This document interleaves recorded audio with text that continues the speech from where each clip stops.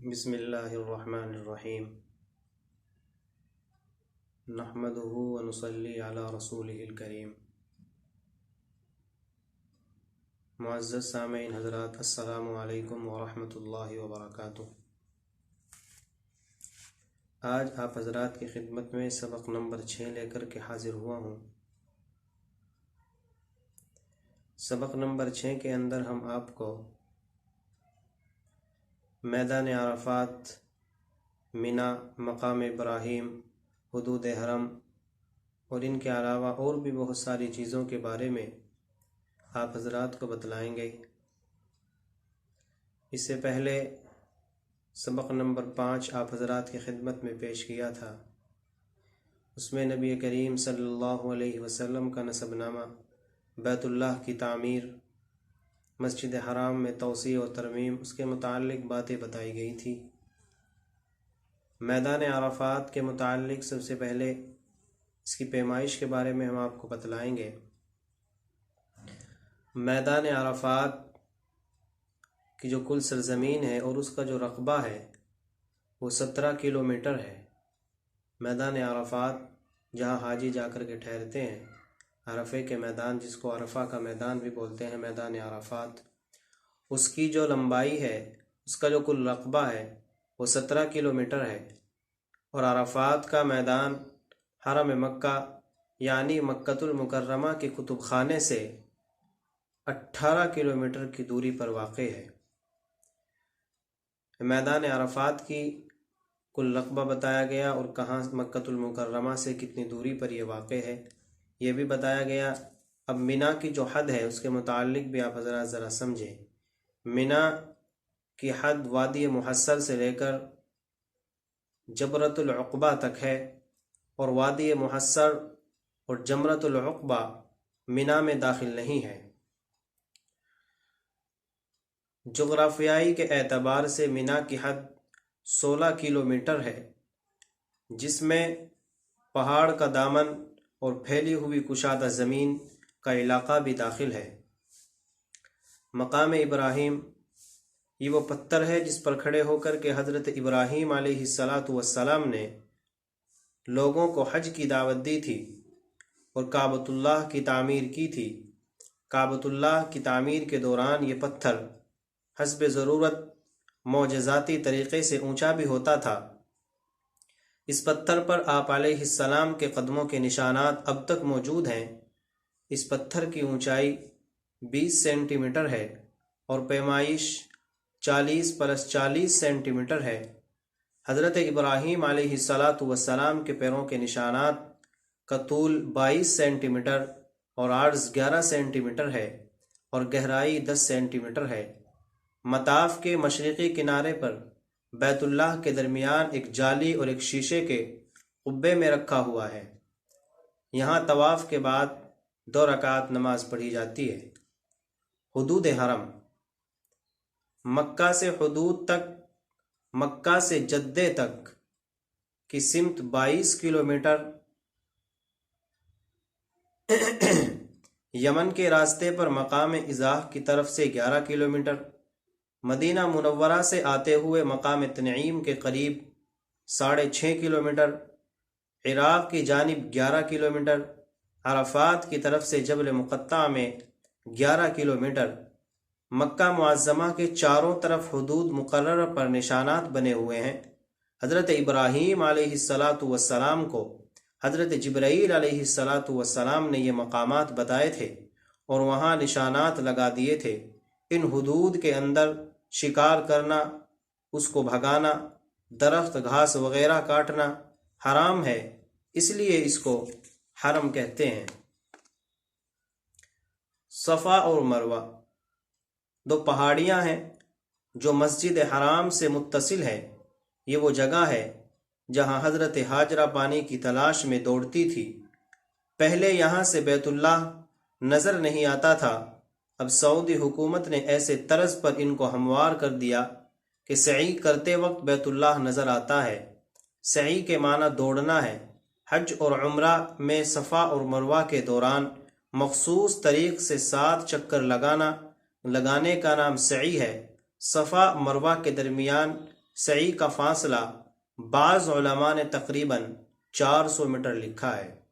بئر زمزم مسجد حرام میں بیت اللہ کے مشرقی جانب 20 میٹر کے فاصلے پر ایک مشہور چشمہ ہے جو کنویں کی شکل میں ہے، جس کو حق تعالی شانہ نے اپنی قدرت سے اپنے نبی حضرت اسماعیل علیہ السلام اور ان کی والدہ حضرت ہاجرہ علیہ السلام کے لیے جاری کیا تھا۔ حضور پاک صلی اللہ علیہ وسلم کا فرمان ہے، روئے زمین پر سب سے زیادہ اچھا پانی زمزم کا پانی ہے، اس میں کھانے کی غذائیت ہے اور بیماری سے شفا ہے۔ اب مختصر تاریخ تعمیر مسجد نبوی صلی اللہ تعالی علیہ وسلم کے بارے میں بھی سن لیجئے۔ تعمیر اول، پہلی تعمیر مسجد نبوی کی بدست اقدس امام الانبیاء والمرسلین محمد مصطفیٰ صلی اللہ تعالی علیہ وسلم اور صحابہ کرام نے کی۔ اس کا کل رقبہ 80 مربع میٹر کھجور کے تنوں اور پتوں کا استعمال ہوا۔ توسیع دوم، دوسری توسیع سن 70 ہجری میں فتح خیبر کے بعد 2475 مربع میٹر کا اضافہ ہوا، اور تیسری توسیع سن 17 ہجری میں، معذرت چاہتا ہوں، پہلے توسیع دوم سن 7 ہجری میں ہوئی تھی، تیسری توسیع سن 17 ہجری میں خلافت حضرت عمر رضی اللہ تعالی عنہ 1100 مربع میٹر کا اضافہ ہوا، اور توسیع چہارم جو چوتھی توسیع ہوئی حضرت عثمان کے دور خلافت میں سن 28 ہجری سے سن 30 ہجری تک توسیع کا عمل ہوا، اور 496 مربع میٹر کا اضافے کے ساتھ پوری مسجد کے منقش پتھروں سے مزین فرماتے ہوئے ستونوں کو سیسے سے مضبوط کرایا۔ پانچویں توسیع حضرت عمر ابن عبدالعزیز نے اپنی گورنری کے دوران قریبی مکانات خریدے اور پوری عمارت شہید کرا کے از سر نو تعمیر کرائی، اور اس میں 2369 مربع میٹر کا اضافہ ہوا۔ یہ عمل 3 سال میں سن 91 ہجری تک مکمل ہوا، جس میں 2 مینار اور 1 گنبد بھی تیار ہوا۔ اب چھٹی توسیع سالہ سال پھر کوئی توسیع کا عمل نہ ہو سکا، پھر شاہ عبدالعزیز آل سعود نے سن 1228 ہجری میں توسیع کا فرمان جاری کیا، اور ان کے بیٹے شاہ سعود بن عبدالعزیز نے اس کا سنگ بنیاد رکھا، اور اس توسیع سے مسجد کا رقبہ 2 گنا ہو گیا۔ سن 1395 ہجری میں عازمین حج کی تعداد 1 لاکھ تھی، جو 1390 ہجری تک 10 لاکھ اور 1400 تک 20 لاکھ سے متجاوز کر گئی۔ اس ضرورت کے پیش نظر 9 محرم سن 1400 ہجری تک 20 لاکھ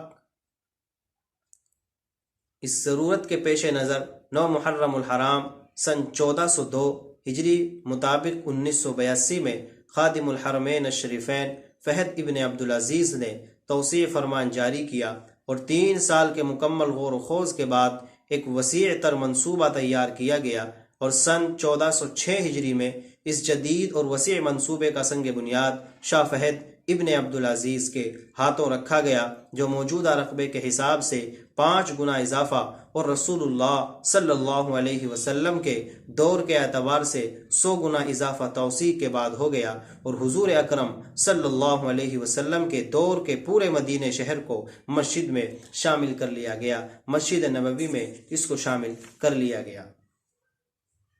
اب یہ بات سمجھ میں آئی تو اب حضرات انبیاء علیہ السلام کے متعلق یہ چند باتیں آپ حضرات کی خدمت میں پیش ہے۔ حضرات انبیاء علیہ السلام کی عمریں کتنی ہوئی ہیں اس کے متعلق ذرا آپ سمجھے۔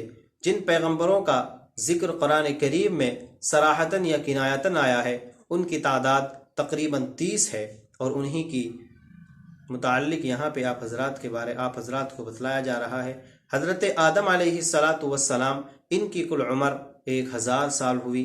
حضرت ادریس علیہ السلام کل عمر 450 سال ہوئی۔ حضرت نوح علیہ السلام کل عمر 1050 سال ہوئی۔ حضرت داود علیہ السلام کل عمر 150 سال ہوئی۔ حضرت صالح علیہ السلام کل عمر 85 سال ہوئی۔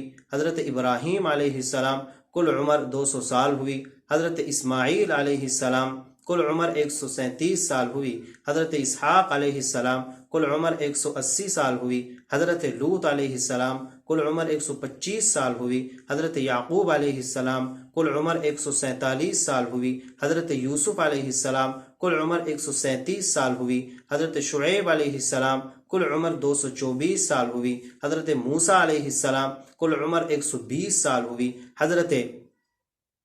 حضرت موسیٰ علیہ السلام کل عمر 120 سال ہوئی۔ حضرت ہارون علیہ السلام کل عمر 120 سال ہوئی۔ حضرت خضر علیہ السلام آپ کے زندہ رہنے یا انتقال کرنے میں اختلاف ہے۔ حضرت یوشع علیہ السلام کل عمر 126 سال ہوئی۔ حضرت حزقیل علیہ السلام ان کی عمر کتابوں کے اندر دیکھا گیا تو معلوم نہ ہو سکی۔ حضرت الیاس علیہ السلام آسمانوں پر زندہ ہے۔ حضرت الیسع علیہ السلام ان کی عمر بھی معلوم نہ ہو سکی۔ حضرت شمویل علیہ السلام ان کی عمر بھی معلوم نہ ہو سکی۔ حضرت داؤد علیہ السلام کل عمر 100 سال۔ حضرت سلیمان علیہ السلام کل عمر 53 سال۔ حضرت ایوب علیہ السلام کل عمر 75 یا 93 سال۔ حضرت یونس علیہ السلام ان کی کل عمر بھی معلوم نہ ہو سکی۔ حضرت ذوالکفل علیہ السلام کل عمر 75 سال۔ حضرت عزیر علیہ السلام، حضرت زکریہ علیہ السلام کل عمر 207 سال۔ حضرت یحییٰ علیہ السلام کل عمر 195 سال۔ حضرت عیسیٰ علیہ السلام آسمانوں پر زندہ ہے۔ 23 سال کی عمر میں آسمان پر زندہ اٹھا لیا گیا تھا۔ قیامت کے قریب اتریں گے، دجال کو قتل کریں گے، صلیب کو توڑیں گے، خنزیر کو حرام قرار دیں گے، 40 سال زندہ رہ کر حکمرانی کریں گے اور روزہ اقدس رسول اللہ صلی اللہ علیہ وسلم کے پہلو میں تدفین ہوگی۔ معزز سامعین حضرات، یہ آج کا ہمارا سبق تھا۔ دعا کیجیے اللہ تبارک و تعالی مجھے صحیح بات کہنے کی اور ہم سب کو عمل کرنے کی توفیق مرحمت فرمائے۔ آمین۔ وآخر دعوانا ان الحمد للہ رب العالمین۔